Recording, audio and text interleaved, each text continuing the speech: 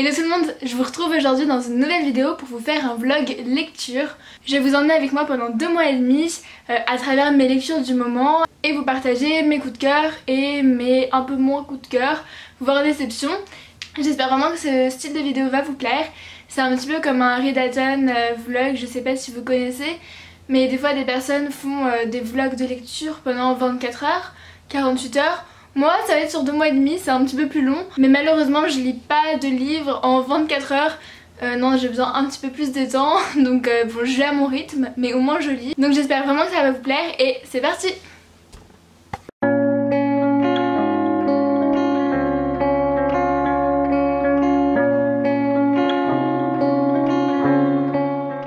Depuis quelques jours, je lis le journal de Los Angeles, le tome 2 de Violette Fontaine.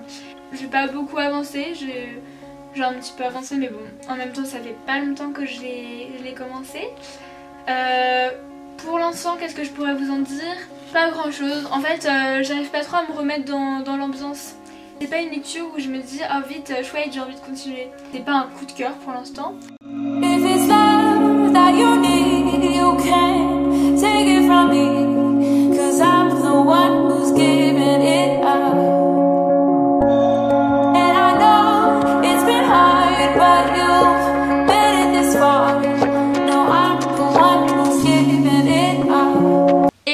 Nous sommes le vendredi 28 septembre et je reviens pour vous faire un petit update puisque je viens de finir le journal de Los Angeles, le tome 2 donc de Violette Fontaine, et je voulais vous partager un petit peu mon petit avis. À savoir que je l'ai commencé le 9 septembre et que je l'ai fini aujourd'hui donc le 27 septembre. Il y avait donc 262 pages et pour vous résumer un petit peu ma lecture, c'était une lecture vraiment entrecoupée, c'est-à-dire que je m'y ai mise donc au début septembre et j'ai lu un petit peu, après je me suis arrêtée et cette semaine je me suis fixée comme objectif de le finir puisque après vous verrez, mais j'ai un livre à lire pour l'école, donc là je voulais vraiment le finir avant ce week-end, donc objectif réussi, je suis plutôt fière de moi.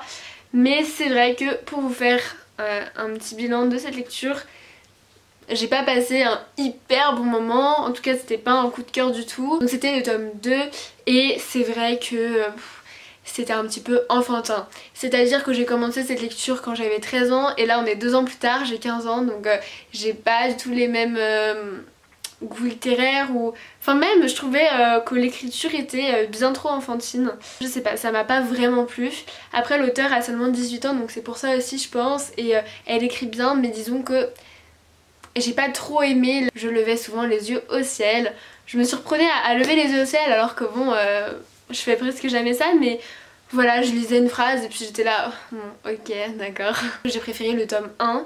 Mais sûrement puisque j'étais plus jeune et donc plus apte à lire cette lecture. Je pense que j'ai trop tardé à le lire. Donc je suis vraiment contente de l'avoir fini parce que c'était un de mes objectifs de le finir. J'ai pas acheté les autres tomes et je compte pas les acheter puisque je vais pas les lire. Là je l'avais dans ma bibliothèque donc je voulais vraiment le lire. Mais après, ne comptez pas sur moi pour acheter les autres tomes. Donc là mon objectif du week-end c'est de lire Thérèse Raquin de Zola. Je dois lire les 10 premiers chapitres pour lundi, donc ouais, vraiment mon objectif du week-end. Et puis après j'aimerais continuer ma lecture puisque donc normalement je dois avoir un contrôle là voilà cette semaine, lundi il me semble. Et ensuite j'en aurai tous les 10 chapitres, un truc comme ça. Mais si je peux le lire d'une traite c'est pas mal. Ce que je vais faire c'est que à chaque chapitre je vais essayer de noter un petit résumé de ce qui s'est passé dans le chapitre pour pouvoir à la fin de ma lecture et avant le contrôle pouvoir donc relire tous mes petits résumés et ne pas oublier ce qui s'est passé.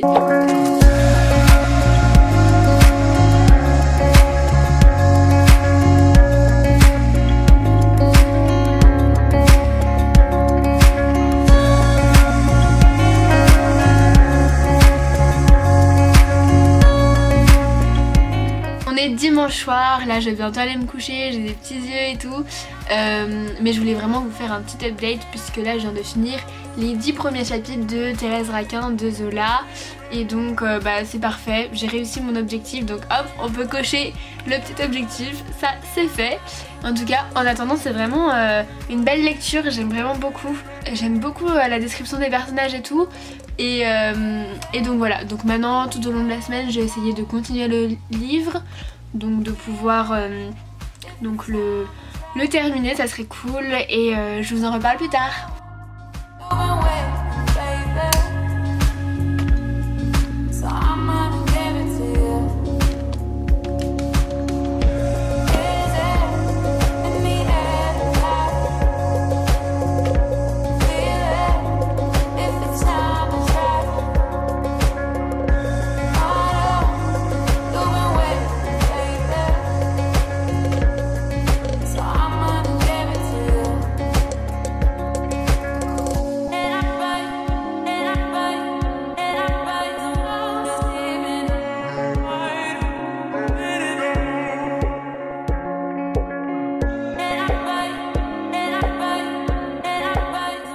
Hello, petite update, je reviens de l'école, là on est mercredi, et une copine en fait de l'école m'a donné un de ses livres puisqu'elle l'avait en double, en fait elle l'avait déjà acheté et on lui a offert. Donc elle me l'a offert et elle m'a dit que c'était un réel coup de cœur. Je pense le lire au mois de décembre puisque c'est c'est un conte. Le titre donc c'est Le Pays des Contes, le sortilège perdu, puisque c'est le tome 1 et il y a vraiment beaucoup de tomes qui sont sortis par la suite. Ça m'enchante bien. Je vais pas vous lire la 4ème de couverture parce que je pense que je vous le présenterai plutôt dans ma pile à lire du mois de décembre sûrement. Et je vous en reparlerai quand je l'aurai lu. Donc dites-moi si vous l'avez lu. En tout cas je sais pas si vous savez, mais c'est un livre qui a été écrit par Chris Colfer. Et je pense que vous le connaissez peut-être si vous connaissez la série Glee, puisqu'il a joué dedans Kurt. Donc voilà, Kurt Mel. Et donc c'est lui qui a écrit ce best-seller. Et merci du coup à mon ami qui me l'a offert. Allez, je vous laisse, moi j'ai du travail à faire.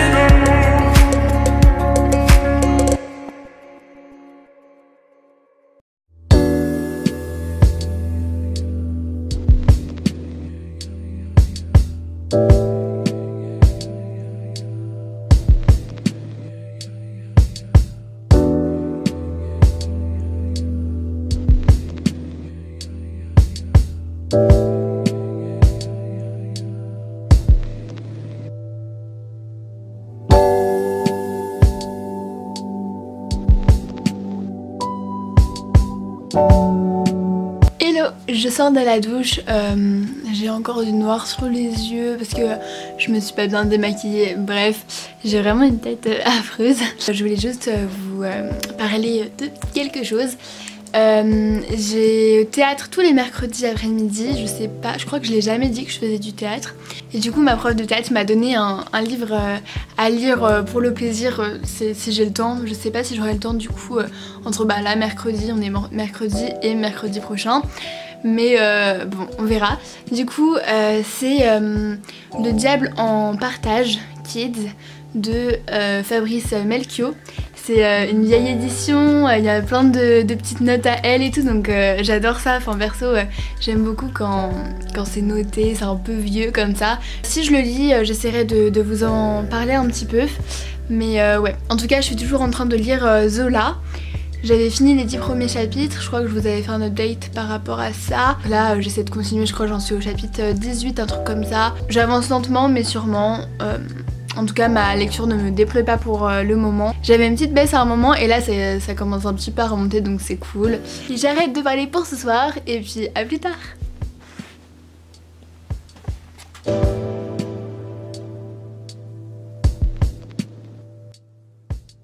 Hello, on est dimanche matin et quand je me suis réveillée il était à peu près 8h, là il est 9h10.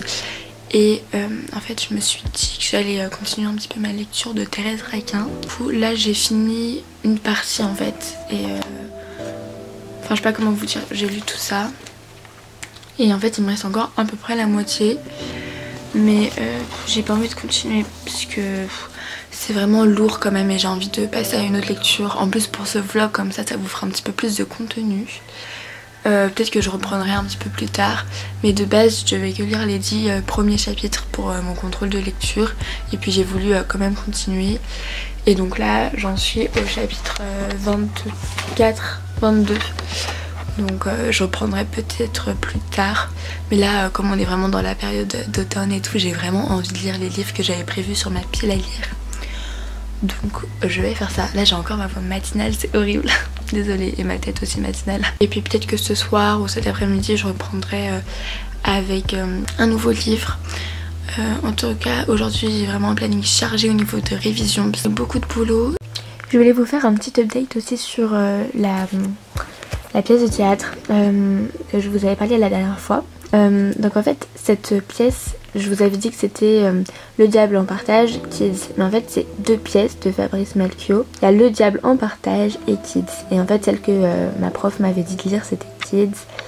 Je me souvenais plus sur le coup, du coup j'avais commencé celle-là, mais je me disais que ça correspond pas trop à sa description. Donc après j'ai un petit peu feuilleté le livre et je me suis rendu compte que c'était Kids. Donc j'ai un petit peu lu. Mais c'est vrai que l'histoire est assez complexe, je comprends pas tout, c'est un peu flou, donc je verrai avec ma prof de théâtre. Mais sachez que j'ai un petit peu lu ce livre là aussi. Bon, moi je vais aller prendre mon petit déjeuner parce que c'est pas tout, mais je commence à avoir faim. Donc on se retrouve plus tard.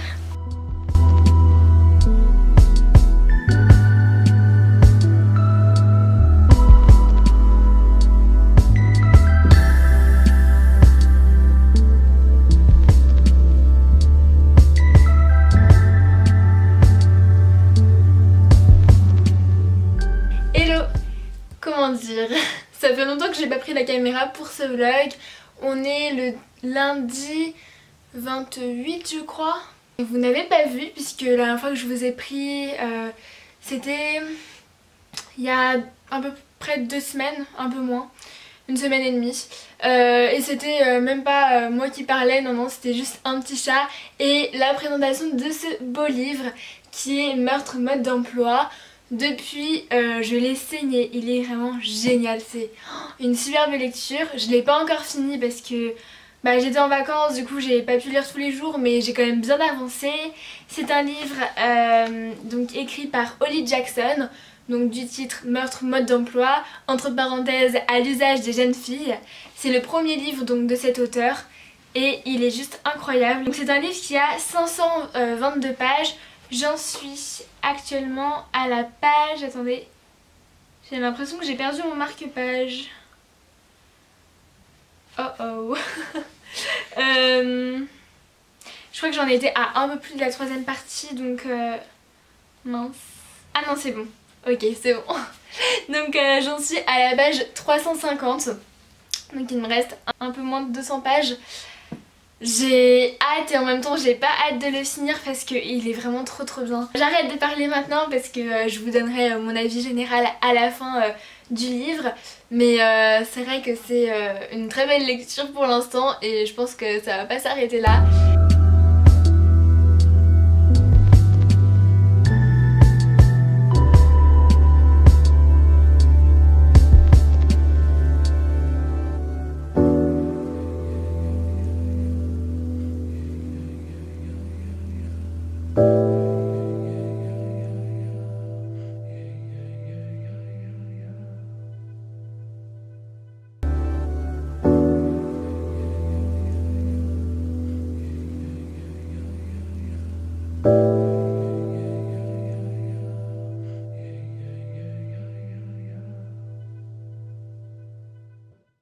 Hello, aujourd'hui on est le vendredi 8 novembre et je reviens pour vous clôturer la vidéo. Donc je vais vous faire un bilan de tous les livres que j'ai lus, vous donner un petit peu mon avis et ensuite voilà clôturer la vidéo. Mais avant je viens vous parler de ma lecture, donc Meurtre mode d'emploi. J'ai fini mardi soir il me semble. Je sais que le titre peut faire un petit peu peur comme ça parce que voilà, meurtre mode d'emploi et tout. Mais non, c'est pas un guide pour comment tuer une personne. Non, pas du tout. C'est une intrigue policière et c'est vraiment une pépite. Donc je vais vous raconter un petit peu l'histoire. On va suivre une lycéenne qui est en classe de terminale. L'histoire se passe en Angleterre. Et donc on va suivre donc une lycéenne qui fait son TPE sur une disparition et du coup un présumé meurtre qui s'est passé il y a 5 ans dans leur village. Qu'est-ce qui s'est passé il y a 5 ans? Andy Bell a disparu de la ville et quelques jours plus tard son copain s'est suicidé et a laissé un message comme quoi c'était lui qui l'avait tué, qu'il était vraiment mal et que du coup voilà il mettait fin à ses jours. Sauf que la personnage principale, donc celle que l'on va suivre, Pippa, se dit mais non c'est pas possible, il peut pas l'avoir tué, c'est pas lui, je ne veux pas y croire, et donc elle va essayer de refaire un petit peu l'enquête. Était-ce bien son copain ou alors quelqu'un d'autre? On ne sait pas, en tout cas c'était une merveilleuse lecture, j'ai kiffé. J'ai trouvé que l'auteur écrivait vraiment très bien, chaque mot était bien utilisé, c'était génial, donc voilà, achetez-le, lisez-le, il est génial. Donc dans cette vidéo je vous ai parlé donc de Journal de Los Angeles, le tome 2, donc je vous ai dit que c'était pas un coup de cœur, donc voilà je vais en rester là pour cette histoire. Mais je vous ai également parlé de Thérèse Raquin, qui pour l'instant il est plutôt positif, là je trouve qu'il traîne un petit peu en longueur. Ensuite j'avais commencé la pièce de théâtre Kids de Fabrice Melchior et donc d'ailleurs je l'ai continué au cours de théâtre.